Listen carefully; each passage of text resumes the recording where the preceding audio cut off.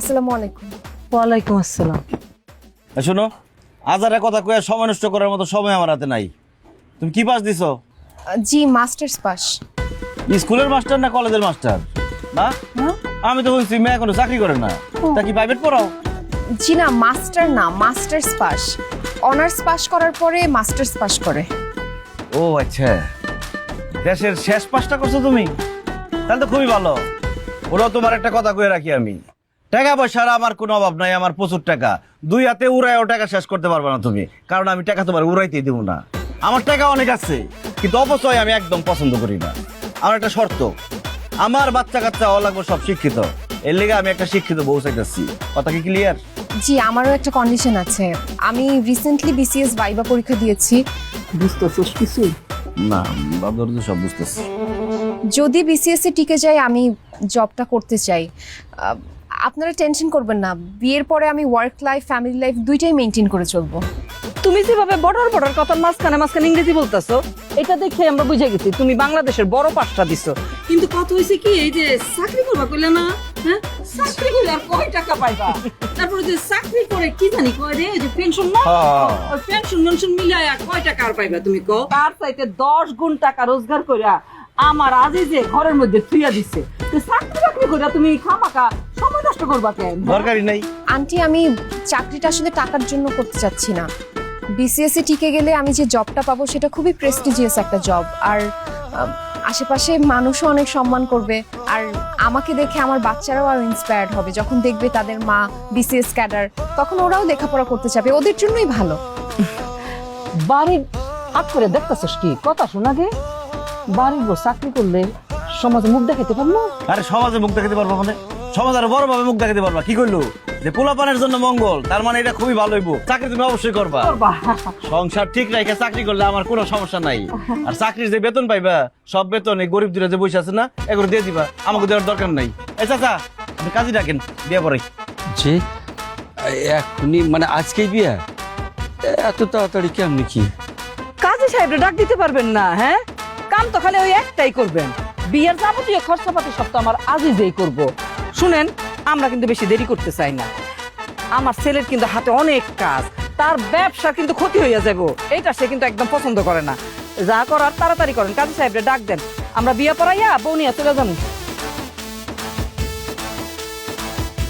আবার এত গুজুর গুজুর ফুসুর ফুসুরের কি বুঝলাম না তো, কাজী সাহেবরে ডাক দেন। জি, তাহলে আপনারা একটু খাওয়া দাওয়া করেন।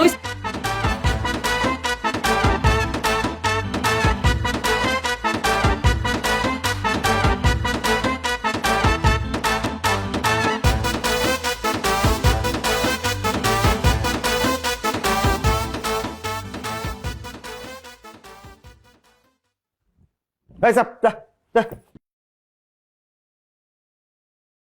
কিরে খাম্বার মতো খারাপ রইলি কে? ফোরা হয়েছে? বয় বই পার্টি। আমাদের বাসর ঘরে আপনি বাইরের মানুষ নিয়ে আসছেন? ওই বাইরের মানুষ না, ওই কাজের মানুষ, কাছের মানুষ। পা না টিপলে আমার ঘুম আসে না। দেখেন, এটা কিন্তু ঠিক হচ্ছে না। বাসর রাতে আরেকজন আপনার পা টিপবে, ব্যাপারটা কেমন দেখায়? কেমন দেখাইবো আবার? ওই পা টিপা না দিলে কি তুই দিবি? দরকার হলে দিব, তারপর আপনি প্লিজ ওনাকে এখান থেকে সরান, আমার খুব বিরক্ত লাগতেছে। এই এটা আমার বাড়ি, আমার ঘর। কার বিরক্ত লাগবো, কার ভালো লাগবে, এটা আমি সিদ্ধান্ত দিব। তুই আর কোনো কথা কবি না। তোরে আনা হইছে আমার শিক্ষিত বাচ্চা কাচ্চা লাগবে, এই জন্য আর কোনো কথা কর দরকার নেই। আজকে আমাদের বাসর রাত। বাসর তো কি হচ্ছে, আবার টায়ার্ড লাগতেছে সব। শিক্ষিত ছেলেমেয়ে পাইতে হলে তো তাদেরকে পৃথিবীতে আগে আনতে হবে, তাই না? সেটা টাইম মতো আয় পড়বো, তোর এটা ভাবতেব না। আর তুই কি পার্টি করস? এই তোর ঘুমাইছে বুঝছি, যা যা, পার্টি লাগবো না, ভাগ। রে তুই পার্টি। বাসর রাতে স্বামী স্ত্রী কথাবার্তা বলে, আমি আপনার পা টিপবো?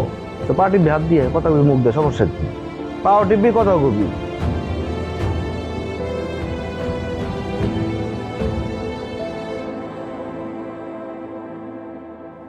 আর কি বলে কবি ক? কিছু না, আপনি ঘুমান। এই জন্য মাইয়া মানুষ আমার পছন্দ না। মাথায় ঘুরে এক জিনিস, পেটে থাকে এক জিনিস, আর মুখে কয় অন্য কথা। যত সব পার্টি।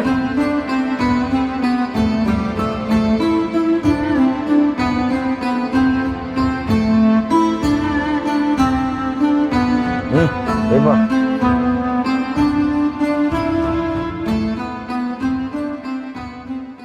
আমি আপনার একদিন এই বাদ দে।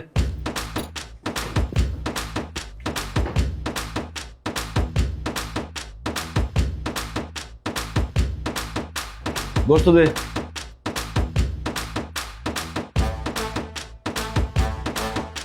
পানি দে। আমার হাতে তো তেল ঘুরে গেছে, আপনি একটু পানিটা ঢেলে খান। কিরে এই তুই কারে কি কইতেছ? হ্যাঁ, নতুন দেখে খালি কিছু কইতাছি না। আমার বাড়িতে তুই আমারে পানি ঢেলা খাইতে কইতেছ?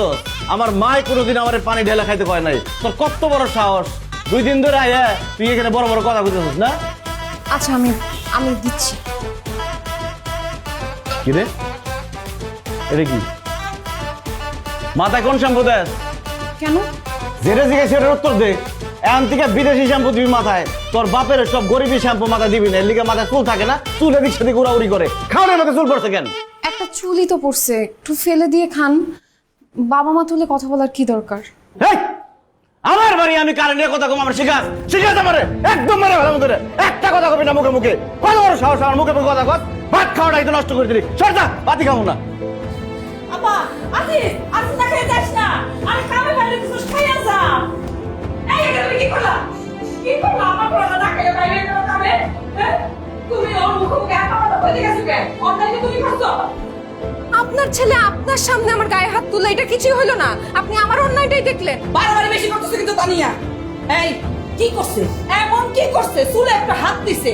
আগেকার দিনে হলে চুল একটা তোমার মাথায় থাকতো না, সব আমার ছেলের হাতে থাকতো। আর স্বামীর এরকম একটা রাগারাগি না করলে সংসার কিন্তু জমে না। আমিও খাইতাম না, আমার পোলাটা না খেয়ে বাইরে গেল। হ্যাঁ, খবরটা তুমি কিন্তু ভাত খাবে না।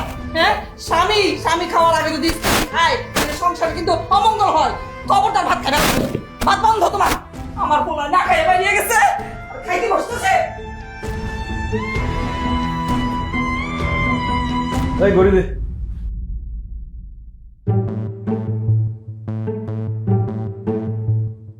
পাঞ্জাবি দে।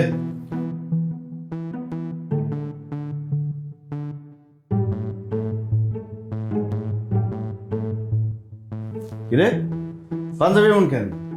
লন্ড্রি দিস নাই? আমি নিজেই আয়রন করছি। এই ফকিনীর বাচ্চা, তুই বুঝস? তুই আয়রন কি জিনিস বুঝস? থাকছস সারা জীবন বেড়ার করে, তুই আয়রন করে তোর কাছে স্কুল লিখে বেরাস্তা খাওয়া লাগে একদম।